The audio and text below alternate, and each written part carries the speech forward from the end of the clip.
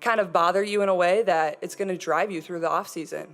How's it going to make you work? You got a taste of getting to the playoffs. It's definitely upsetting. I don't think nobody in our league should be facing any sort of racism, hurtful, disrespectful. Imagine this. You're CaitlincLlark. You've just set multiple WNBA records in your rookie season. The crowds are huge, the TV ratings are through the roof. But then the playoffs hit, and suddenly, things aren't clicking. What went wrong? Before we move on, I'd like to ask you a small favor. If you appreciate this content, please take a second to like this video and subscribe to the channel. Over 98% of you watch the videos without subscribing. It costs you nothing, but it makes a huge difference to us. So did you click the subscribe button? Great. Thank you so much. Now, back to the video. Let's talk about Clark's insane rookie year. She was dishing out assists like candy, scoring points like it was nothing. 337 assists and 769 points? That's not just good, that's record-breaking stuff. Clark had everyone watching, and the WNBA was loving it. Like we talked about in our locker room after the game ended, where obviously people were pretty disappointed in the outcome.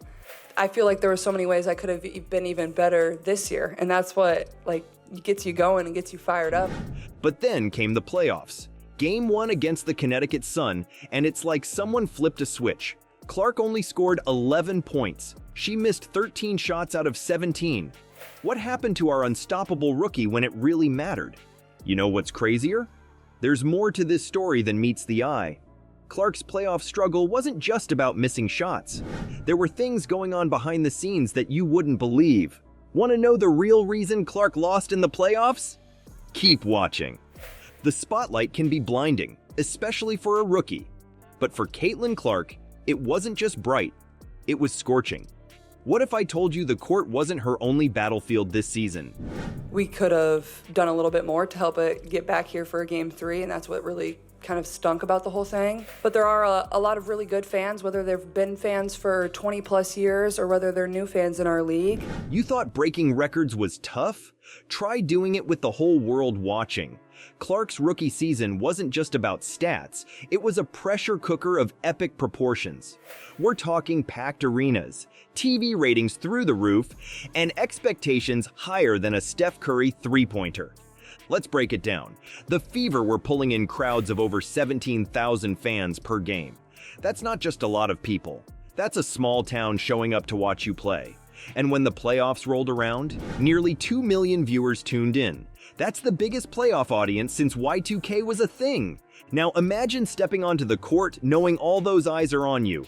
Every move, every shot, every pass, scrutinized by millions. It's enough to make anyone's palms sweat. But here's where it gets wild. Clark wasn't just battling opponents on the court, she was fighting a whole different game off it.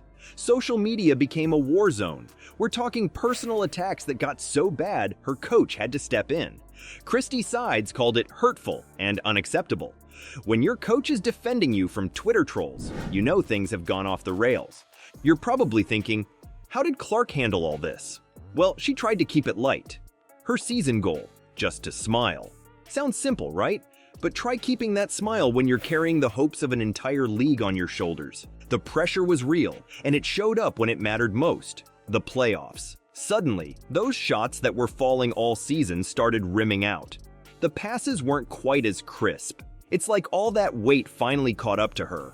I thought it gave us a taste of where we wanted to be, and that's exactly the message that Christy iterated throughout the locker room. You know, those aren't fans, those are trolls, and it's a real disservice to the people in our league. Clark even admitted it herself. After the season, she said, "I feel like basketball has really consumed my life for a year." That's not just fatigue talking, that's a rookie realizing just how intense the pro game can be. But here's the kicker, Clark's playoff struggle wasn't just about her, it was about a team of rookies trying to navigate the choppy waters of postseason play. They were sailing into a storm with barely any experience to guide them. So when you look at Clark's playoff performance, remember this, she wasn't just playing against the Connecticut Sun, she was battling expectations, social media hate, and the weight of being the face of a league. That's a lot for anyone to handle. Kind of bother you in a way that it's going to drive you through the offseason. How's it going to make you work? You got a taste of getting to the playoffs. It's definitely upsetting. I don't think Nobody in our league should be facing any sort of racism, hurtful, disrespectful. Let alone a rookie fresh out of college. Hold up. What if Clark's playoff performance wasn't about pressure or hate? There's a silent killer in the WNBA that preys on first-year players. And Clark? She might have just become its latest victim. Let's talk about the rookie wall. It's not something you can see, but every first-year player feels it.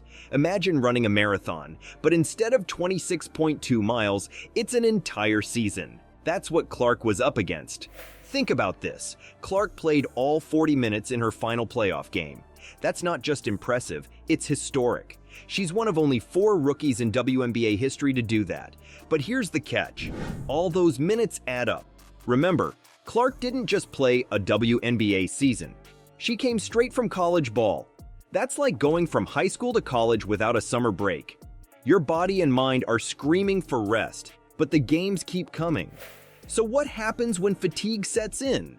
Those shots that used to swish through the net start clanging off the rim.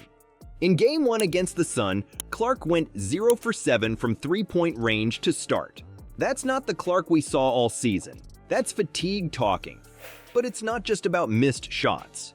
When you're tired, your brain starts to fog up. Those lightning-quick decisions that made Clark a sensation, they get a little slower, a little fuzzier. Suddenly, passes aren't as crisp and defensive rotations are a step behind. Now you might be thinking, but other rookies have done well in the playoffs. True, but not all rookie seasons are created equal. Clark wasn't just playing. She was carrying the hopes of an entire league. That's a whole different kind of exhaustion. Here's something wild. Clark set the WNBA record for points scored or assisted on in a season with 1,520. That's incredible. But it also means she was working harder than any rookie before her. When the playoffs came around, her tank was running on fumes. You know what's really crazy? Clark knows she's not at her peak yet. After the season, she said, "I feel like I'm just scratching the surface, and I'm the one that's nitpicking every single thing I do." That's the mind of a champion, always looking to improve. We believe we can build this place into a championship contender. That's what I believe. That's what I'm going to do everything in my power to help this. So I think that's what the message was for us is like, hey, great, we got the 6th seed. Our goal was to get back to the playoff. But it's also a sign that she knows there's more in the tank when it's full. The rookie wall isn't just about physical fatigue, it's mental too. Imagine playing chess for hours, then being asked to solve complex math problems. Your brain just wants to take a nap. Now imagine doing that while millions of people watch and comment on every move you make. Clark's playoff struggle wasn't a failure. It was a rite of passage. Every great player hits this wall. The ones who become legends? They learn how to smash through it. Legends aren't born in victory, they're forged in defeat. Clark's playoff exit wasn't the end of her story. It was the spark that could ignite a basketball revolution. How? The answer might surprise you. Caitlin isn't just shrugging off her playoff loss. She's using it as fuel for something bigger. After the season, Clark said, "I feel like I'm just scratching the surface, and I'm the one that's nitpicking every single thing I do." That's not a player making excuses. That's a future legend in the making. Think about it. Clark set records left and right in her rookie season, but she's not satisfied. She's hungry for more. That playoff stumble, it's just the first chapter in her WNBA story. Now, you're probably wondering, We probably could have given ourselves a little bit better of a chance to try to get it to a Game 3 to give our fans an opportunity to cheer us on here at home. And that's, you can always just work for that and remind yourself of that. And that's certainly what I'm going to do going into the offseason. what's next for Clark and the Fever? Well, let's break it down. First, they need to build on that playoff experience. Yeah, they lost, but making the playoffs after a 1-8 start? That's huge.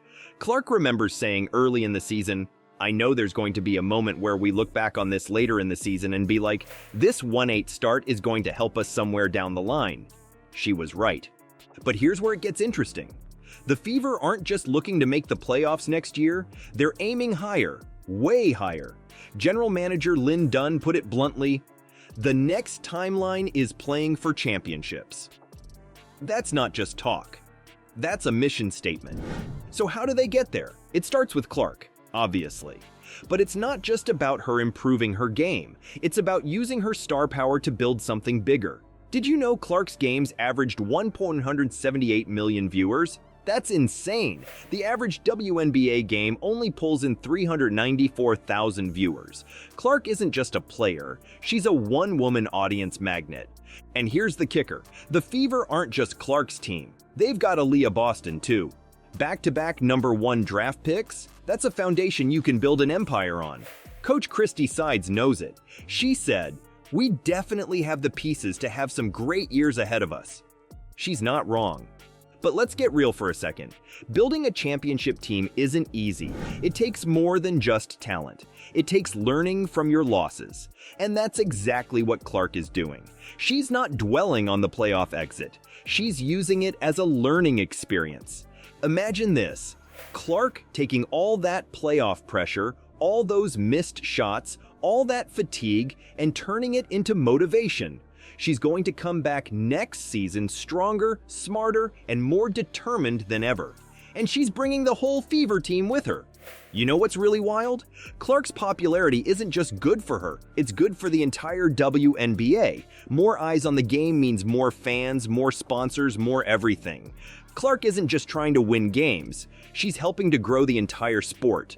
So yeah, the playoffs didn't go as planned, but that's not the end of the story. It's just the beginning. Clark and the Fever are writing a new chapter in WNBA history, and trust me, you're going to want to watch how it unfolds. Let's talk about Clark's rookie season. She didn't just play basketball, she changed the game. 337 assists and 769 points? That's not just good, that's history-making stuff. But the playoffs? That's where things got real. Clark's impact went way beyond the court. The Fever were pulling in crowds of over 17,000 fans per game. That's like a small city showing up to watch her play. And TV ratings? They tripled when Clark was on. That's insane. But here's the real kicker. Clark knows she's just getting started. She said, "I feel like I'm just scratching the surface." That's not a player making excuses. That's a future legend in the making. The playoff loss? It's just fuel for the fire. Clark and the Fever aren't just playing basketball. They're changing the whole game. And trust me, you're going to want to see what happens next.